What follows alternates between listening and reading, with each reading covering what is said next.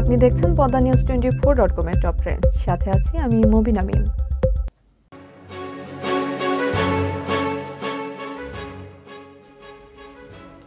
এই মুহূর্তে কান উৎসবের রূপে দুটি ছড়াচ্ছেন বলিউড অভিনেত্রী ঐশ্বরিয়া রায়। তবে উৎসব শেষ হলে দেশে ফিরবেন অভিনেত্রী, আর তারপরে হাতের কবজির চিকিৎসার প্রস্তুতি নেবেন।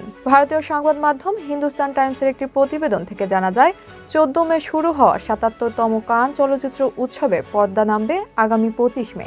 উৎসব শেষ হলে ফ্রান্স থেকে দেশের মাটিতে ফেরার কথা রয়েছে অভিনেত্রীর। নায়িকার ঘনিষ্ঠ সূত্র থেকে আরও জানা গেছে, গত সপ্তাহের শেষের দিকে হাত ভাঙেন ঐশ্বরিয়া। এই অবস্থায় পুরো চিকিৎসা না নিয়ে পেশাদারিত্ব আর কান উৎসবের নিয়মিত অংশ নেওয়ার ঐতিহ্য ধরে রাখতে ফ্রান্সে উড়াল দেন ঐশ্বরিয়া। এই সময় ঐশ্বরিয়ার সঙ্গে ফ্রান্সে পাড়ি জমান একমাত্র মেয়ে আরাধ্যা বাচ্চানও।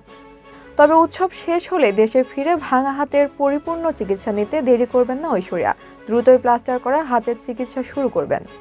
প্রসঙ্গত 50 বছর বয়সে ঐশ্বরিয়া কানের রেড কার্পেটে ধরা দিচ্ছেন বিভিন্ন লুক আর পোশাকে, যে কারণে নায়িকাকে এমনই নজর কাড়া লাগছে যে প্লাস্টার করা হাত চোখেই পড়ছে না উৎসবে আমন্ত্রিত অতিথি আর নেটিজেনদের।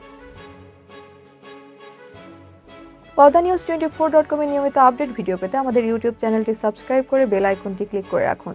ফেসবুকে আমাদের ফলো করুন facebook.com/poddanews24।